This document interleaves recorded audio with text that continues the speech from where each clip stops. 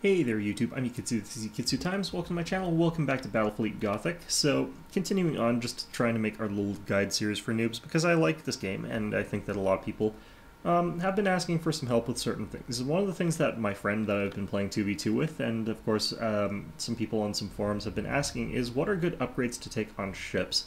So rather than just saying that take these upgrades in this combination on your ships, I'm going to go through sort of the different upgrades and the different upgrade paths and sets of upgrades that you could potentially take with your ships and talk about which ones are good and in which situations in some pretty good detail. First off, we'll talk a little bit about trap ones, because we're going to be talking about engine upgrades right now. So this Orc fleet, as you'll notice, has plenty of ships that have got an engine upgrade, and my Chaos fleet similarly has lots of ships with engine upgrades. But what have we got with our fleet in this particular case? Well, many of our ships have the lots of thrusters upgrade.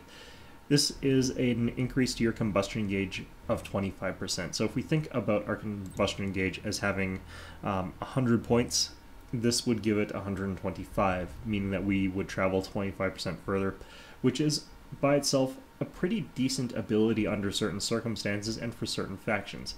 So for a faction like Chaos, it allows you to run away from an enemy much more effectively by hitting that red button, by hitting that all ahead full for a little bit longer, by being able to use a high energy turn to get oriented correctly and then to hit that all ahead full. And this is just a very important aspect to kiting style gameplay. For Orcs, it's the opposite. It allows them to catch kiting factions and factions that are running away from them a little bit more reliably and a little bit more effectively. So having a ship with the lots of thrusters upgrade is something to compensate for the Orcs' low speed in this particular case. Whereas if you're another faction that's already quite fast, it can be used to augment your speed and your ability to kite. For other factions, like the Imperials, you don't necessarily need this ability. The Imperials can engage an opponent at long range without line of sight, so for them, the ability to catch up to an opponent isn't as relevant. You can use your Nova Cannons from long range, you've got tons of torpedoes that you can use from long range, and if your opponent is coming close to you, you rarely need to run away with the Imperial battlecruisers, cruisers, or battleships. It's just not really something that they need, and most of them do better at close range anyway, so for a faction like them, they don't particularly need the plus 25% combustion gauge. The Alta, of course, not having a combustion gauge means that they will not use that.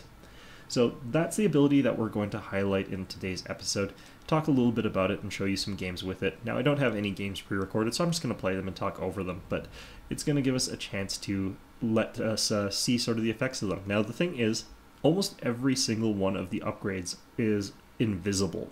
That is to say that the effects of it are not highly obvious when you watch the ship in action. Now, there are going to be times where there's an opponent running away, and he's going to be like, well, I think I should be at exactly the right distance to get away from that ship. If it turns out that you've got the lots of thrusters or any of the other combustion gauge special upgrades, then it won't get away, and that can be extremely important in a lot of situations. It also has good utility in certain maps like, say, data recovery, where you just need to blitz up to the enemy ship at the last second there to grab that data and then get your own ship out. That little bit of extra distance could mean a lot. Planetary Assault, similarly, it requires a lot of speed, so having a little bit of extra speed is going to be quite good. Now, let's talk quickly about the engine ones that I won't be showing you games of, because they are basically never going to be used by anybody.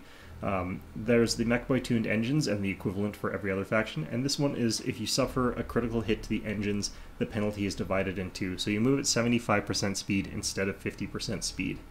For the majority of ships, being reduced to 75% speed means you still will not be able to catch up to anything relevant, so that ship is essentially out of the fight unless it is long range enough that it can contribute to the fight from that distance regardless. So typically, you're not going to want this upgrade. Instead, you're going to want something like Belt Armor, because being able to stay at 100% speed through that single critical is much more reliable and much better than being able to move at 75% chance, or moving at 75% some of the time.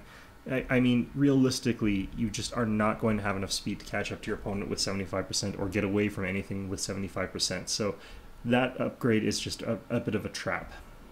The other one is the Grot-tuned thrusters, and this allows your ships to rotate an additional 5 degrees per second. And you might look at the stats of something like the Death Dealer and say that 5 degrees per second is so slow that I really want to have that additional turn rotation.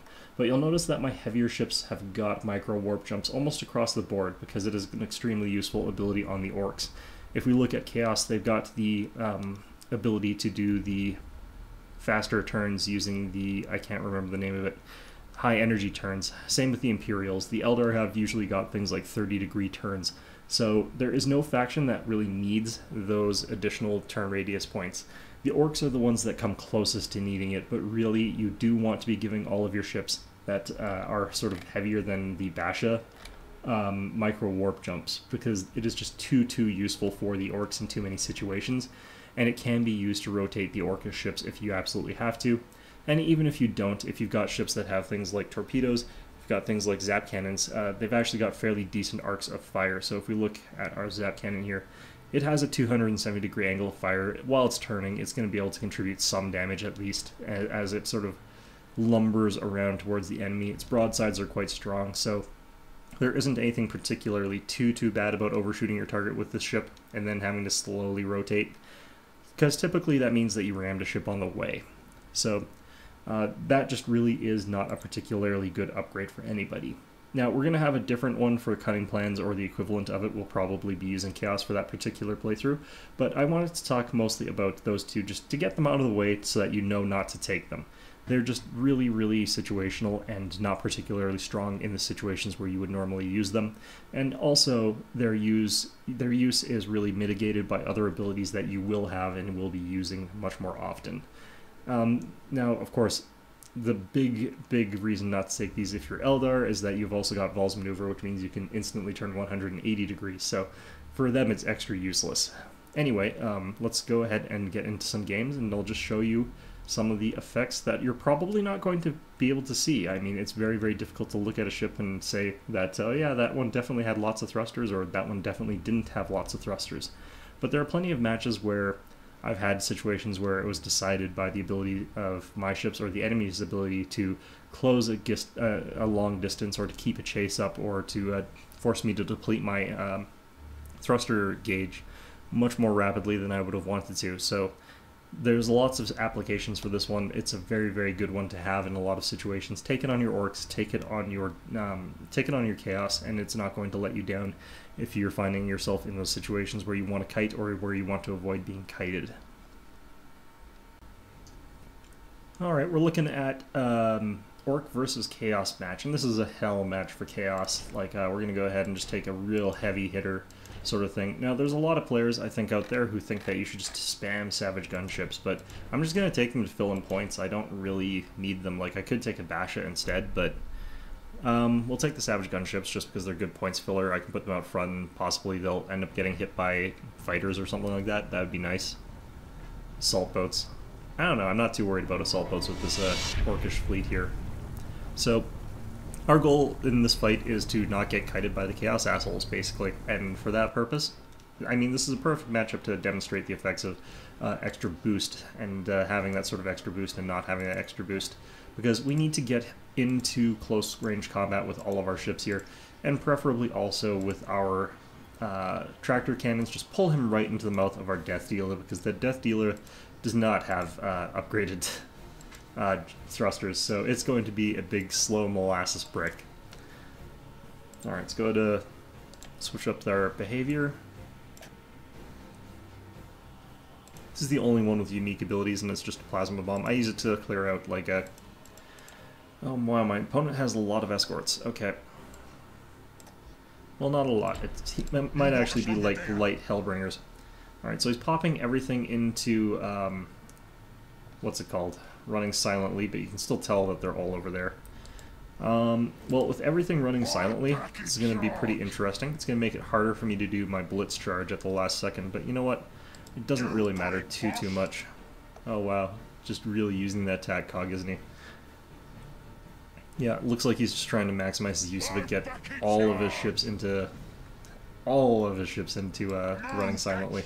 Now, there's probably going to be a fleet sort of just popping in about here. It is possible to have almost completely permanent uptime on running silently in this game, which is one of the worst things about it, but, you know, I think that, like, of all the mechanics in this game that's most broken by default is the running silent mechanic and the sort of way that that works and the line of sight thing. Like, the way the tabletop works is you've got perma-sight of your enemy ships, and it does add a lot of strategic depth to being able to manipulate that line of sight thing. Why is he popping up over there? He also doesn't have extended. Alright, well, whatever. Those must be escorts, though. Actually, no, all the ships don't have extended. Why did he bother doing that? Like... The fight is over here. Okay, I'm gonna go over this way because I think that these are where his cruisers are. He's using two... Yeah, idolators.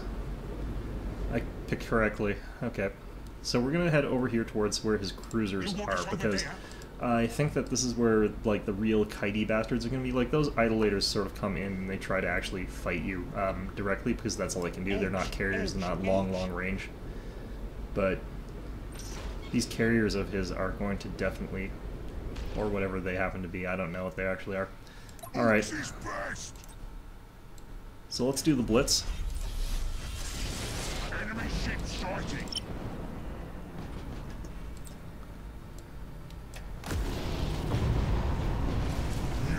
Look at that combustion gauge distance there. Almost got a ram.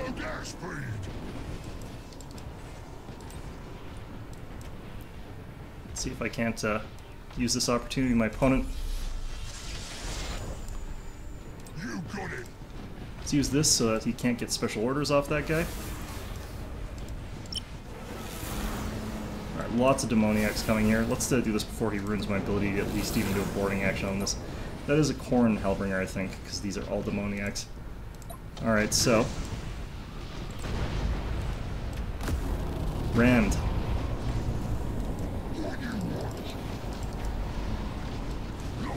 Alright, buddy. It's you and me, fighting it out. Alright, so let's go ahead and bring this guy across this way.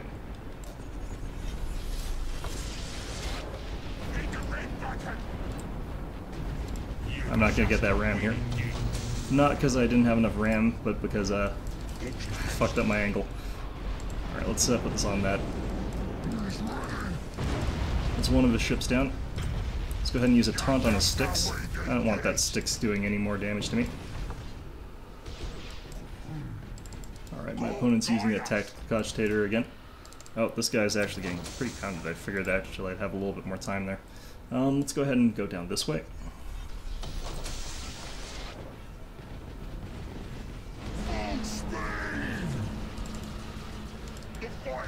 My engine got destroyed there. Alright, let's pull you back this way. Put my boarding torpedoes to automatic. I didn't actually get them in a good spot there. Alright.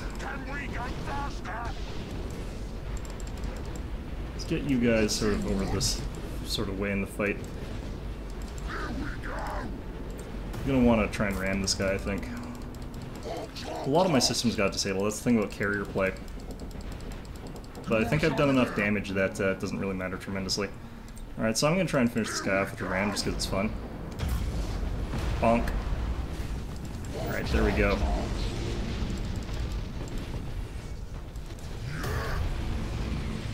Alright. Yeah, this guy's out of the fight there. I might actually lose my entire fleet to them just running here or something. Too many of those little escorts. Here we go. Alright. Seems to have gotten out safely.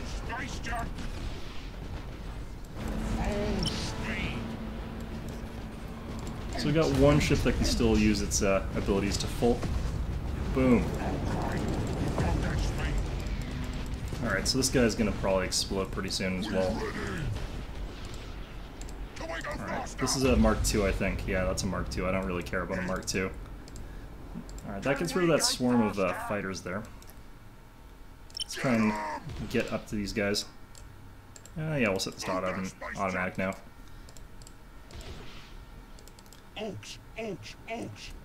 Now, only one of our ships can really do the Hell Blitz at this point in time, but it's a pretty good Hell Blitz. That extra distance that we can go.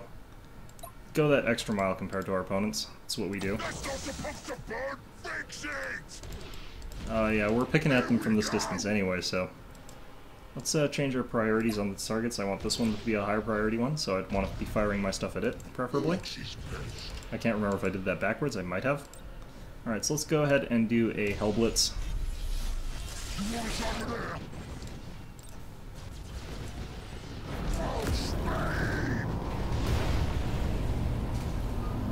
Ugh. Ugh. So disgusting. I didn't even need the extra distance on that one.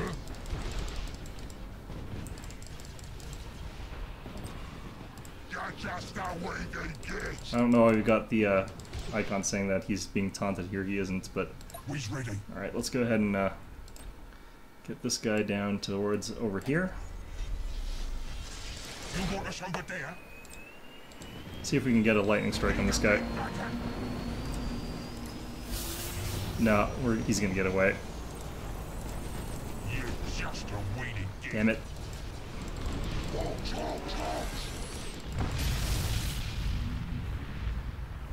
Yeah, no, he's gonna get away with this guy too, I bet. Oh no, I think we can get around here. Perfect. Alright. Yeah, it's just... You can't try and escape against the orcs if the orc has set his ships up to be chase-focused. It does take more than just the extra lots of thrusters to do this. Like, obviously the grapple helped, but it's every little bit sort of adding together that lets you close that distance. And it does take a big investment, but that investment pays off so big. Like, so big. Against an opponent where you're ramming him from 12,000, sorry, distance there. And it just, like, was not even close. I've got one ship lost in the warp that's on fire, but he lost his entire fleet, basically, except one ship got away. And, I mean, he had some pretty high-tier ships. Like, his sticks basically got completely wrecked by 2 terrors, because they were able to ram it from across the map. Yeah, I mean, it's just a very, very fun ability to use. We got the bug where our opponent has an invisible faction and an invisible player name, so I cannot actually properly counter-build this fleet against him, but we're going to go with a carrier build that we've got here. As you can see, 2 sticks, 2 Hellbringer Mark 1s. A lot of running silently. One of our sticks that I need to level up is never actually going to level up because it's going to get left behind and killed in every single match, but, you know, let's get into this. But, so... Yeah, this was a kiting army, and this is like a scumbag, complete scumbag army. This is not made to have... This is not a fun time for anybody, including myself, because it is basically just... I cause criticals, and if he's got escorts, I bomb all of his escorts while I run away, and he can't see me while I run away. I hit stealth a lot, and it's all around not a good time fleet. But maybe he'll be Eldar and hard counter me or something like that, in which case I'm kind of in a bit of a pickle here. Eldar hard countered this particular composition because I don't have any macro batteries really, and also my ships don't have the shield upgrades to resist any of their sort of no cannon nonsense, and I also don't have the ability to properly chase them, so it just becomes a real mess if I'm fighting against Eldar, especially if they're like a Lightalk or something like that. I'm kind of thinking central deployment here. I don't really have to worry about where I'm deploying too much here. Styx is in back. We've got the Mark of Khorne, which is lovely. Let's see. Our opponent has 8 ships, so I'm assuming that this is actually going to be an escort-heavy composition, and it's actually going up. So we're going to start off with bombers. Not going to bother with Slaanesha's Promise here. It says that this is the Imperials, but I don't think that's actually true. Alright, so we got a little shield stuff, actually. Ready eternally. Alright, so do we have any indication of what these guys are? Not right away. Command me. Alright, so let's pop our fighters.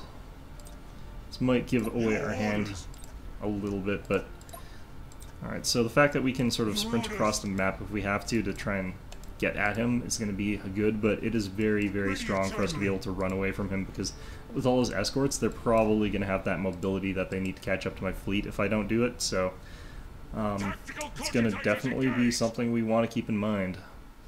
I still can't tell for sure what faction this is. Like, you can tell if they deploy fighters or if they launch torpedoes what faction they are. Orcs have those, like, yellowish torpedoes, and sort of yellow contrailed ships. Oh yeah, he's putting everything into running silently. I don't know why people do this from this range. There's really no point to it. We've also got one Hellbringer with an enhanced detection range, so we'll be able to see them from further away anyway. Unless he's got like Widowmakers and this is the Imperial Navy. But the Imperials can't catch me, so it doesn't really matter if that is the case. Alright, so my guess is this might be Eldar, actually. This very well could be an Eldar player, because they tend to like doing that sort of running silently nonsense. Command me. Alright, let's head our Styxes up here. Now, we have to sort of predict the distance that they have traveled at this point in time, or not, because they've popped out. He didn't actually take a stealth fleet. Fantastic. Alright, so... We have sighted an enemy ship. I'm gonna go ahead and boost around like this. Ready eternally. We've sighted an enemy ship. Start running. Just show us something. Alright, sounds like we killed something. Your orders. Oh shit, they've identified us. Alright, so if we can keep killing a couple of their fighters and stuff like that, we can, or escorts rather, we can go ahead and, yeah, pretty easily win this, because we'll be able to just outrun the ever-loving hell out of them. We have sighted an enemy ship. Look at that combustion gauge, like that amount of combustion gauge is just absolutely delicious. We're gonna run silent running. Ready eternally. Let's go ahead and get these ships off of oh shit, one of my Styxes. One of my Styxes does no longer has the ability to... Oh shit, he's really on my tail with these idolators. Tactical cogitators engaged. Alright, so we're gonna want to keep going with this guy. Oh, that's a micro warp. For the dark gods. But fortunately, we've still got plenty of this. Just show us something to kill. Yeah, we can keep running, I think. For the dark gods. Actually, we don't need to keep running. What are we talking about here? Alright, let's go ahead and just start fighting. Like, we've taken out almost all of his idolators, I think.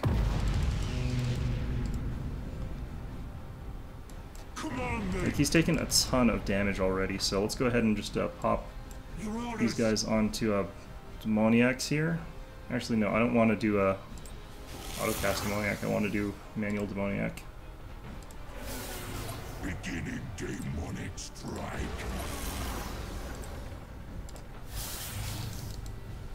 Alright, so let's get this ship sort of joined back up with the rest of our fleet here. And we'll try and boost past these guys, actually. Because we got so much combustion gauge that like really doesn't matter. Just show us something to kill. Alright, so we have to keep in mind that this one has a shorter one, but... Oh, shit.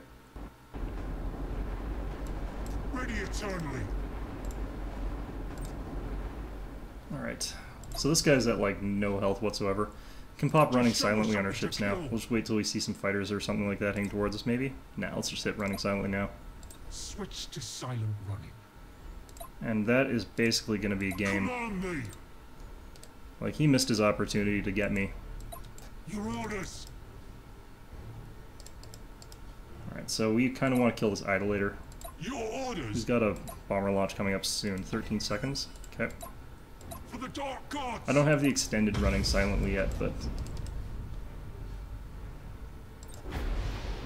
oh, I've taken the wrong turn here, I think.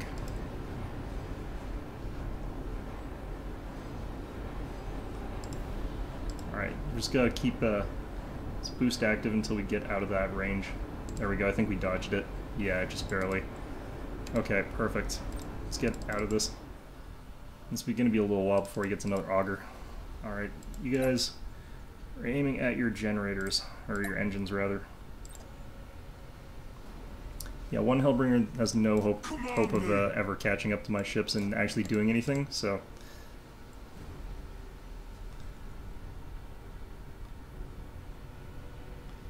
Actually, what is that? That's a Styx actually of their own. Well, what is the correct response here? I think actually we're just going to go in. I mean, as well, it would be nice for me to get in range for my Slanesh ships. So if we get in close range, we can just go ahead and pounce on their ships, and hopefully some of them will warp out. Ready eternally. But what have they got left? 2 Hellbringers and a Styx, as opposed to my 2 Styxes and all that other stuff. So I'm going to take my guys off auto-launch so that all of my ships launch at once, and just completely overwhelm the ever-loving hell out of his stuff. I'm going to turn Demoniac onto auto-cast as well. Alright.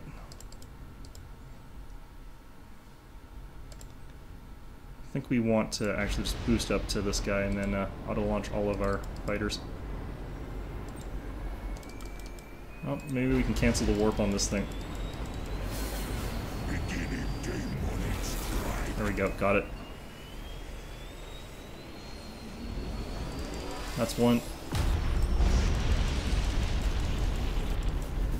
And there we go.